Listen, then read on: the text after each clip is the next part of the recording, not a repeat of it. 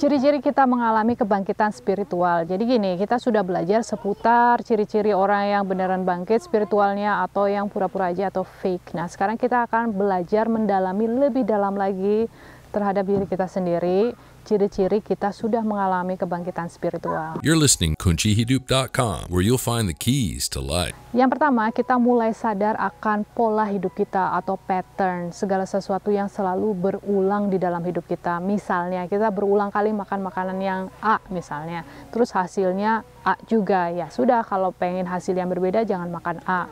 Kita selalu menarik seseorang atau pasangan yang sama misalnya dengan hasil yang sama. Ya sudah, kita harus diganti polanya.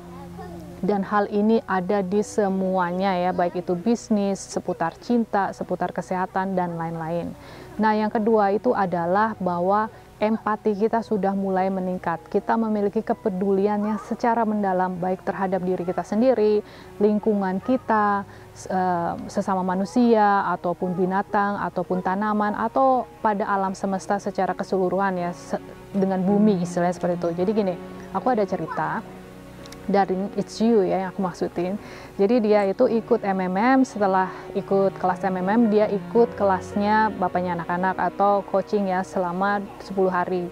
Dari sana dia tuh berubah, dia bilang karena ya itu tadi empatinya dia mulai meningkat kan. Dia mulai merasakan perasaan yang sangat mendalam terhadap orang tuanya, terus dia sudah mulai mikirin sampah, seputar sampah ini gimana ya, kok sampah orang gini-gini, pengen melakukan sesuatu seputar sampah. Jadi gini, kalau kita masih egonya masih besar, kita selalu berpikir bahwa aku sama manusia yang lain itu terpisah ya. Jadi lu gue istilahnya seperti itu. Apalagi sama bumi, apalagi sama sampah, buang sampah sembarangan. Toh nggak ada yang lihat ini, yang penting kayak gitu istilahnya seperti itu. Nah, tapi kalau kita sudah mulai bangkit secara spiritual, kita mulai aware, kita mulai merasa bahwa kita itu satu kesatuan. Itu artinya kita sama bumi kita itu ya tidak terpisahkan. Jadi ibaratnya gini, dalam satu badan tubuh manusia ini kita memiliki ribuan sel, ribuan bakteri, dan ribuan makhluk istilahnya, makhluk kecil-kecil. Nah, kalau mereka saling menyerang, satu organ nyerang organ yang lain atau satu sel nyerang sel yang lain, itu kita sebut sebagai autoimmune disease karena saling menyerang kan dengan sesamanya, masih satu badan nih. Nah, sama halnya kalau kita ngomongin bumi. Bumi kita juga kan satu being ya, sebuah makhluk istilahnya seperti itu yang terdiri dari semua manusia, binatang dan lain sebagainya. Sayangnya manusianya itu juga saling menyerang, istilahnya kan ada perang negara A melawan negara B, atau bahkan kakak adik berantem, istilahnya seperti itu kan autoimmune disease kan. Nah, terus sama juga dengan yang namanya sampah ya, istilahnya sampah itu buang sembarangan dan lain sebagainya. Nah, jadi darling, that's what's happened with you ya, buat Mbak Putri, karena ya itu tadi dirimu sudah mulai terbangkit secara spiritual, makanya kamu mulai care sama sampah di sekitar penduduk di tempat tinggalmu lah, dan ingin melakukan sesuatu gitu kan.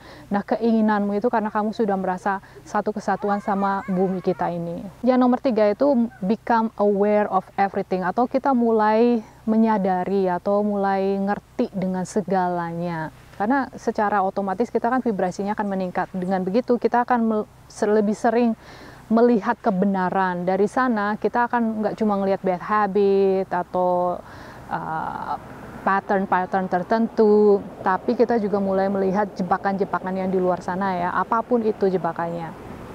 Nah, dari sana kita juga sudah, karena itu tadi ya, become aware of everything. Dari sana mungkin nanti awalnya kita akan ada pergejolakan antara day and night, atau istilahnya naik turun ya. Jadi kadang sedih, kadang marah, kadang-kadang, tapi nanti lama-lama kita akan menyadari bahwa apapun itu. Karena kalau kita belum tahu kan kesannya kok jahat banget sih sekelompok ini melakukan hal ini terhadap ini.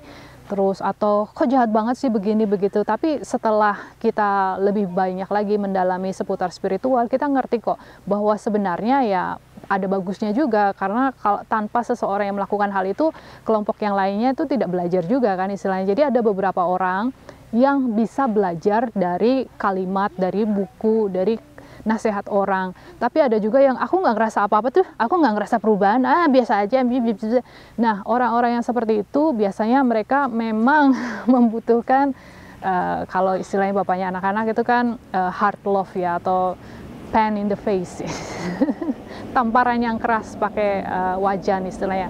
Nah, jadi siapa yang akan melakukan seperti itu? Aku nggak mau ya, aku nggak mau nyentil aja, aku nggak mau kan. Nah, jadi kita butuh orang-orang yang seperti itu, yang melakukan jebakan-jebakan tertentu untuk kaum-kaum tertentu. Jadi dari sana kita bisa melihat, oh oke, baguslah. Jadi ada yang melakukannya, ada yang mengambil hikmahnya, istilahnya kayak gitu, dan wisdom terjadi, dan pembelajaran pun terciptakan. Jadi intinya semuanya it is what it is. Nah, dari sana kita bisa netral. Yang pasti kita sebagai manusia, kita saling mengingatkan aja. Woro-woro istilahnya, hati-hati begini begitu, ahtung-ahtung, perhatian-perhatian, istilahnya gitu ya. Tapi kalau orang itu masih ya sudah, nggak apa-apa, karena itu artinya nggak usah marah, nggak usah merasa kesel. Kadang kan kita awal-awal gitu ya, ngerasa sebel banget gitu ya, dikasih tahu nih ya, buat yang terbaik buat kamu kok malah begitu gitu kan. Ya nggak apa-apa, cukup tahu aja bahwa orang yang seperti itu memang dia kan butuh belajar yang ya itu tadi, pan in the face ya. Jadi ditampar pakai wajan baru dia tersadar, terbangun gitu kan, oh ternyata begini toh. Yang nomor 4, intuisinya menjadi jauh lebih kuat. Nah, apa itu intuisi? Intuisi itu adalah digested information, atau informasi yang sudah kita cerna dalam-dalam. Dari sana baru terciptalah sebuah intuisi. Yang nomor 5, kita mulai hidup in the moment, in the present moment, hadir seutuhnya saat ini. Karena itulah kenapa kita berada di dalam kehidupan ini ya, untuk menikmati moment by moment kan. Nah, kita jadi lebih jarang mikirin ke depan ataupun mikirin ke belakang. Pokoknya being present, dan semua yang kita lakukan dalam kehidupan sehari-hari, gunakan kesempatan itu untuk melatih hadir seutuhnya now. Yang selanjutnya kita akan mulai fokus sama goal kita atau tujuan kita ataupun keinginan kita, dan biasanya apapun itu goalnya itu tidak lagi melulu hanya untuk dirinya sendiri. Biasanya dia akan segala sesuatunya itu yang jauh lebih besar dari dirinya sendiri. Jadi misalnya dulu cuma menginginkan mobil untuk dirinya sendiri, mungkin sekarang mobil untuk satu keluarga, atau untuk kasih servis ke, mungkin membantu anak-anak sekolah biar bisa sekolah, atau sesuatu untuk orang yang banyak, istilah seperti itu. Nah, intinya apapun yang diinginkan itu jauh lebih besar dari keperluan dirinya sendiri secara utuh ya. Kayak misalnya aku pengen punya rumah, tapi di sisi lain aku juga pengen punya rumah yang ada perkebunannya, terus dengan begitu aku bisa hasil kebunku ngasih makan orang sekitarku, karena makanan itu bakalan susah kan ke depannya ya, kalau ini beneran akan terjadi, we'll see.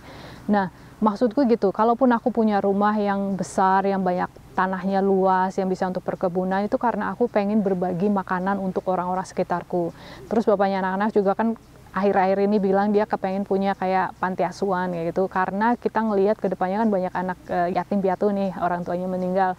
Nah, itu dari sana kita mikir lagi, nah itu dia kan. Jadi segala sesuatu yang tadinya cuma sederhana aja ya, pengen punya rumah buat anak-anak kita 2 orang gitu, jadi pengen punya yang buat bisa nampung banyak orang, karena ya itu tadi, segala sesuatunya harus lebih besar dari diri kita, goalnya kita harus lebih besar lagi. Intinya nggak melulu diriku sendiri aja gitu. Sebenarnya masih banyak sekali yang lainnya, cuma karena udah mulai gelap aku tutup aja dengan yang terakhir, itu adalah biasanya kita sudah tidak merasa takut lagi terhadap yang namanya kematian, karena kita sudah tahu apa itu kematian, prosesnya bagaimana, dan orang yang takut kematian itu kan karena informasi yang didapatkannya itu belum yang sebenarnya ya, belum benar. Jadi masih ada unsur fear base, atau biar kita takut, dan kalau kita takut kita nggak akan vibrasi tinggi, dan intinya kontrol jatuhnya, arahnya ke sana, ujung-ujungnya UUD, ujung-ujungnya duit, ini ujung-ujungnya kontrol, istilahnya gitu. Jadi mulailah belajar lebih banyak lagi, teman-teman silahkan searching ke sana ke sini untuk cari tahu lebih banyak, walaupun di channelku nanti aku akan ada video khusus bagaimana soul itu masuk ke tubuh manusia, prosesnya bagaimana, yang pasti melalui cakra-cakra kita, dan bagaimana dia proses keluarnya.